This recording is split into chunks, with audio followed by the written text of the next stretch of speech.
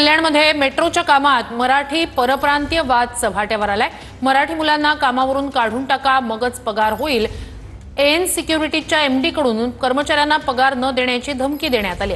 Shiv general कामगार सेना तक्रार दाखल करण्याच्या तयारीत आहे। आमचे एन सिक्युअर कंपनीचे लोक आहेत, आम्ही त्यांना फोन लावलेला। त्यांनी आम्हाला सांगितलं की इथं गवर कंपनी आम्हाला सॅलरी करत नाही आहे, त्यामुळं आम्ही आमच्या कंपनीमधनं बाकीच्या मुलांना सॅलरी करू शकत नाही। मराठी माणसाचा मुद्दा नाही, तिथं लोकल लोकांचा मुद्दा आहे। त्यांनी मराठी हा शब्द वापरला नाही। त्यांनी सांगितलं आहे की लोकल लोक आम्हाला इथं या साईडवर नको आहे, आम्हाला बाहरचे लोग पाहिजे। ये फोन पे बोले क्या क्यों पगार इनका रुका के रखे, क्यों आए बोल के सर बात करे तो बोल रहा है कि मराठी लोग को निकालो, मैं अभी तुरंत शाम में पेमेंट डालूंगा बोल।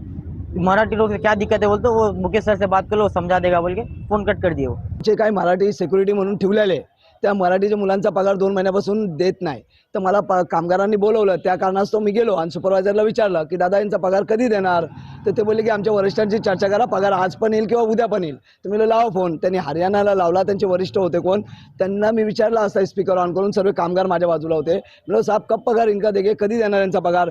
तर ते बोलले की आम्हाला गवार ही उंबारलेला मानपाड्याला त्यांची कंपनी आहे, त्यांचं म्हणणं असं आहे की मराठी मुलं कामावून काढा तर आम्ही तुरंत पगार रिलीज